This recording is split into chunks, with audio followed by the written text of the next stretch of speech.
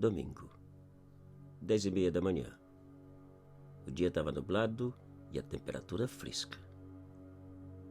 Depois de horas caminhando em direção a uma rica e grandíssima fazenda, onde iria trabalhar como vaqueiro, Davi, um rapaz de 28 anos, parou à beira de um córrego que cruzava a estrada para tomar água fria e descansar. E ali ficou um bom tempo deitado na areia e descalço. O dia ainda estava cedo e não faltava muito para chegar. O mato ao seu redor estava tranquilo. O único barulho que ouvia era o da água que corria.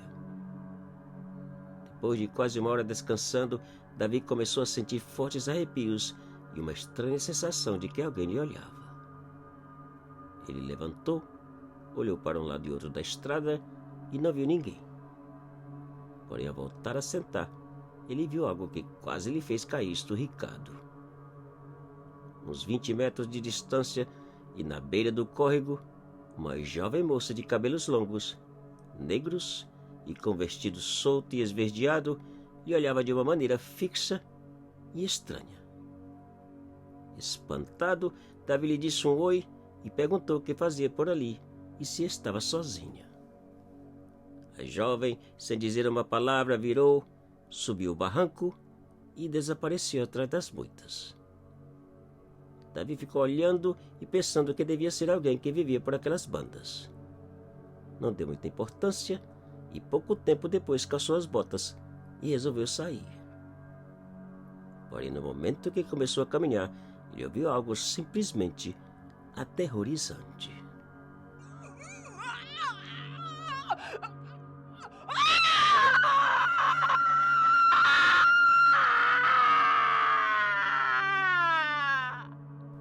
Assustado e apavorado, Davi não pensou duas vezes e disparou na carreira. Fosse o que fosse, ele não queria se meter com aquilo não. Hora e meia depois, chegou na fazenda e no dia seguinte começou a trabalhar.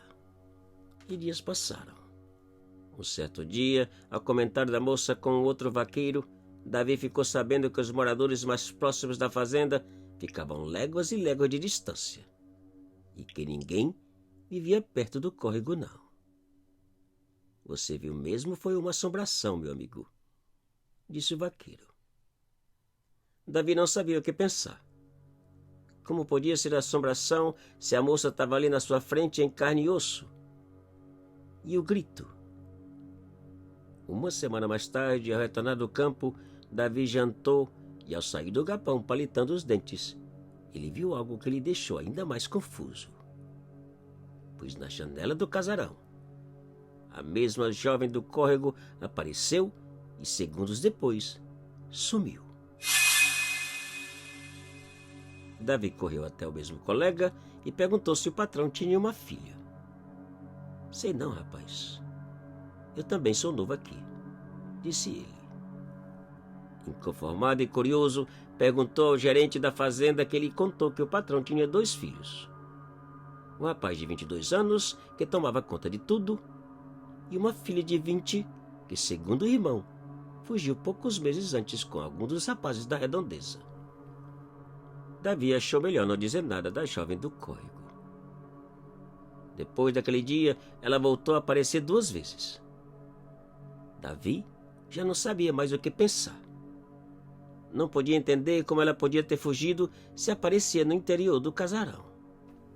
E se ela tivesse presa e confinada em seu quarto? Se está presa, como podia ter aparecido no córrego? Só existia uma maneira de poder aparecer nos 2 lugares. Uma única explicação que ele tinha que descobrir e confirmar suas suspeitas. Semanas depois, Davi pediu um cavalo emprestado com a desculpa de ir até o povoado mais próximo. E ao chegar no mesmo córrego, desmontou e saiu a investigar o lugar. Davi não tinha a menor ideia do que buscava. A única coisa que sabia era que algo ou sua intuição lhe chamava para aquele lugar. Quem sabe a moça voltava a aparecer e ele então descobrir se era assombração ou não. Depois de quase uma hora procurando, Davi encontrou um pequeno pedaço de pano debaixo de uma moita. um pano esverdeado que parecia ser da mesma cor do vestido da jovem. Davi continuou procurando, cavucando aqui e ali, até que por fim deparou com algo aterrorizante. Algo que de certa forma esperava encontrar. O que restava de um ser humano. Davi cobriu tudo de novo e voltou para a fazenda apenas levando um pedaço de pano. Ao chegar na fazenda, foi direto ao casarão e, frente aos pais e ao irmão, ele mostrou o pedaço de pano e contou tudo. Do encontro no córrego, do grito, das visões e do achado. Minutos depois, Davi foi cercado por vários peões e veemente acusado de assassinato pelo irmão da jovem. Segundo o irmão, somente o assassino seria capaz de saber do local do enterro. E que todas aquelas histórias de visões ou aparições eram puras mentiras e invenções para cobrir o assassinato. O pobre Davi ainda tentou argumentar que ele só queria ajudar a família, que jamais havia estado na fazenda antes de ser contratado e que nunca havia visto a jovem. Mas de nada adiantou. Com a influência da rica família, Davi foi julgado e condenado a 25 anos de prisão. Como em muitos casos, a opinião dos vizinhos estava dividida. Para muitos, o assassino era sem dúvidas o Davi, que ainda teve a audácia de voltar à cena do crime. Para outros, ele foi apenas um pobre inocente usado para encobrir o pecado do verdadeiro culpado. 6 meses depois, o irmão da jovem assassinada saiu para cuidar de negócios no mesmo povoado vizinho. 3 dias depois, o seu corpo foi encontrado encostado a uma árvore no mesmo lugar onde a irmã havia sido enterrada. Mas o mais intrigante é que, além de uma expressão indescritível de terror, as mãos estavam juntas como num ato de súplica, ou pedindo perdão. No entanto, segundo o médico local, o defunto não apresentava nenhum sinal de violência, agressão ou acidente, e que era impossível explicar e muito menos determinar a verdadeira causa de sua morte.